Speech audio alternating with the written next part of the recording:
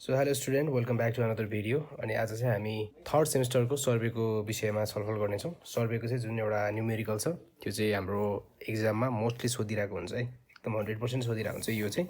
अनि यो चाहिँ 4देखि लगभग 8देखि 10 मार्क्ससम्ममा सोध्छ है यो क्वेसन। अनि यसमा हामीलाई चाहिँ के भनेको हुन्छ भन्दाखेरि चाहिँ एउटा बेन्चमार्क दिएको हुन्छ है, बेन्चमार्क अथवा आरएल दिएको हुन्छ, क्वेसनमा एउटा दिएको हुन्छ। त्यसपछि यसले के भनेको हुन्छ भने अरू बाँकी आरएल चाहिँ फाइन्ड गर भनेको हुन्छ क्या। त्यो फाइन्ड गरिन्छ। अनि त्यो फाइन्ड गर्नको लागि यो बाँकी आरएल फाइन्ड गर्नलाई हामी अर्को के चाहिन्छ भने एचआई चाहिन्छ है।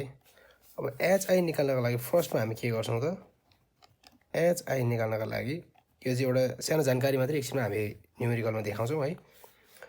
त्यो एचआई निकाल्नको लागि चाहिँ त्यो दिएको जुन यो अगाडि दिएको आरएल हुन्छ त्यो आरएल प्लस ब्याक साइड गरिन्छ। त्यो गर्यो भने हाम्रो यो पत्ता लाग्छ है, एचआई पत्ता लाग्छ। त्यसपछि यो आएको एचआईमा अब यो आरएल निकाल्नु पर्यो नि त। अब यो एचआई कारणले चाहिँ आरएल निकालिन्छ, जुन चाहिँ यो आरएल निकाल्नको लागि चाहिँ यहाँ दिएको एचआईमा के गरिन्छ त भन्दाखेरि माइनस गरिन्छ। के माइनस गरिन्छ त, या त फर साइड माइनस गरिन्छ या त इन्टरमिडिएट साइड गरिन्छ है। यो दुईटामा एउटा चाहिँ माइनस गरिन्छ, तब हाम्रो आरएल निक्लिन्छ है। अनि यो कुराहरूलाई चाहिँ हामी अब न्युमेरिकल मार्फत चाहिँ अप्लाई गरिन्छ है। र न्युमेरिकलमा हामीले गर्न लागिरहेको भनेको चाहिँ 2080 सालको क्वेसन छ है, 2080 सालको क्वेसन म यहाँ लेखिरहेको छु। अब यसको लागि हामीले के गर्नु पर्यो त भन्दाखेरि चाहिँ फर्स्टमा टेबल बनाउनुपर्छ है। टेबलमा गरिन्छ हिसाब, एकदमै इजी छ, यसमा फर्मुला केही चाहिँदैन। फर्स्टमा सिरियल नम्बर चाहिन्छ, त्यसपछि ब्याक साइड, त्यसपछि इन्टरमिडिएट साइड, त्यसपछि फर्स्ट साइड, अनि एचआई, अनि आरएल, त्यसपछि रिमार्क्स है।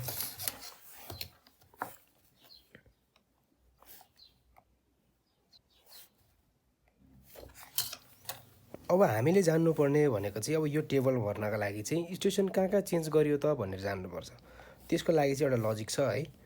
के गर्ने त भन्दाखेरि हाम्रो एउटा सुरुमा बेन्चमार्क दिन्छ, ब्याक साइड दिन्छ। जहिले पनि ब्याक साइडबाट स्टार्ट गरिन्छ अनि फर्स्ट साइडमा चाहिँ इन्ड गरिन्छ है, त्यो तपाईँहरूलाई थाहै हुनुपर्छ।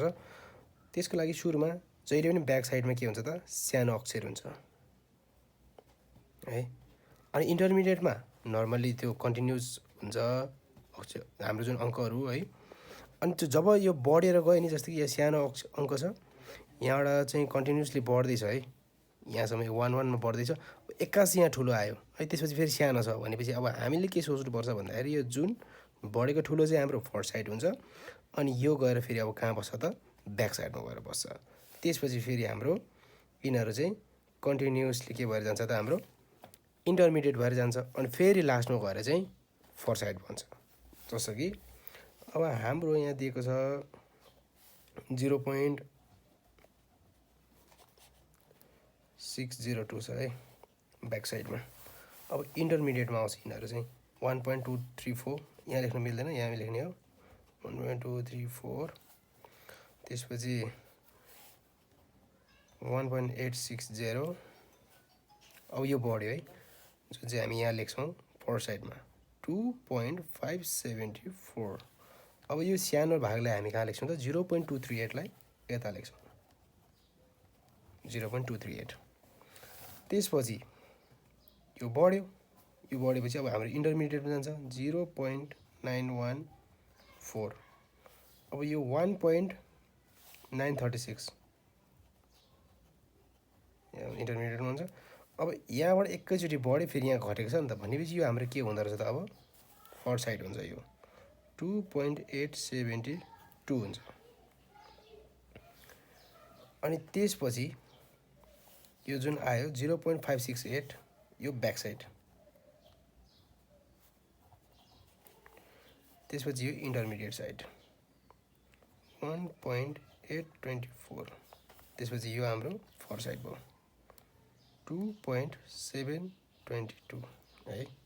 अनि त्यसपछि अब यो भने सिरियल नम्बरमा 1 2 3 4 5 6 7 8 9 गर्ने। अब के गरिन्छ त भन्दाखेरि आरएल दिएको छ हाम्रो। आरएल एउटा अघि दिन्छ भनेको थिएँ नि मैले, त्यसै गरेर आरएल दिएको छ 100 एलडी है। यो आरएल यहाँ लेख्ने। अब बाँकी आरएल चाहिँ यसले के भनेको छ, पत्ता लगा भनेको छ है। यो पत्ता लगाउनको लागि हामीलाई के चाहिन्छ फेरि, एचआई चाहिन्छ हैन। एचआई कसरी निकालिन्छ अघि मैले भनेको थिएँ तपाईँहरूलाई। एचआई निकाल्नको लागि चाहिँ आरएल प्लस ब्याक साइड गर्ने हैन त। त्यसो गरे नै हाम्रो एचआई आउँछ। त्यसपछि आरएल निकाल्नलाई हामी के गर्छौँ त, एचआई माइनस फर साइड अथवा इन्टरमिडिएट साइड हाम्रो सुरुमा कुन आउँछ त्यही गर्ने, जुन चाहिँ हाम्रो यो 100 प्लस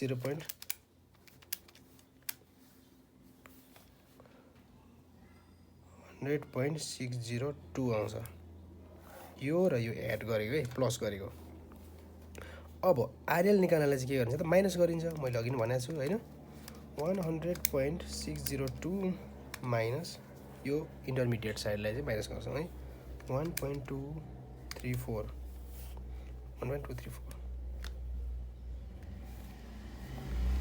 99 8 100.602 1.860 98.742। अब यो फर साइड पनि हामी यसैमा माइनस गर्छौँ 2.574।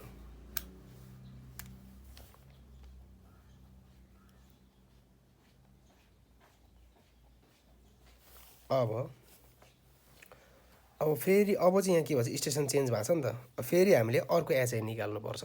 यो एचआई निकाल्नलाई चाहिँ के गर्छ त, हामी जुन आएको लास्टको आरएल छ यसमा चाहिँ ब्याक साइड प्लस गर्छौँ है। Plus 0.38 sorry 238 98.266।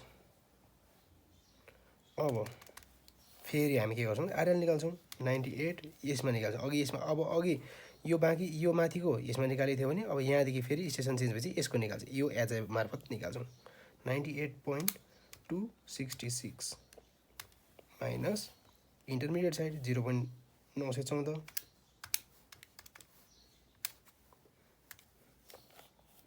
हैन 97.352। अर्को छ 1.936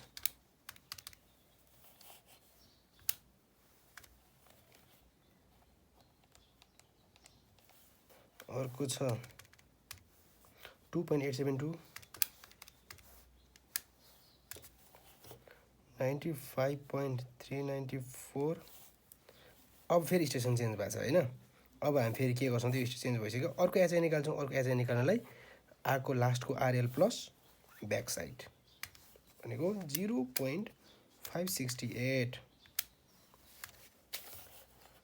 95.962। अब फेरि हामी आरएल निकाल्छौँ 95.962 माइनस 1.824 94.138। फेरि यो 95.962 मा कति नै घटाउँछौँ हामी फर साइड 2.722 भनेपछि हाम्रो 93.24 आउँछ। अब यसमा हामीले चेक गर्नुपर्छ। चेक गर्नको लागि फर्मुला चाहिन्छ है। चेक गर्नु पर्यो नि त्यो मिलेको छ कि छैन। अब गर्नु त गरियो। चेक गर्नलाई फर्मुला चाहिँ हाम्रो के छ त भन्दाखेरि यो एचआई मेथडमा चाहिँ summation of back side minus summation of fore side equal to last RL minus first RL. त्यसको लागि यो बीएसको समेसन निकाल्नु पर्यो हैन। 0.602 प्लस 0.238 प्लस 0.568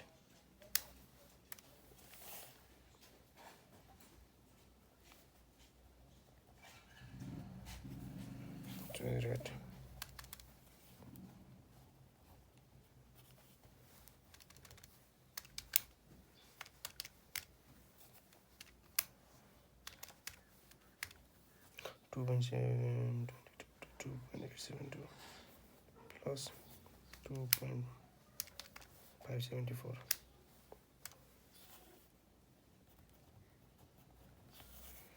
यसो गर्दाखेरि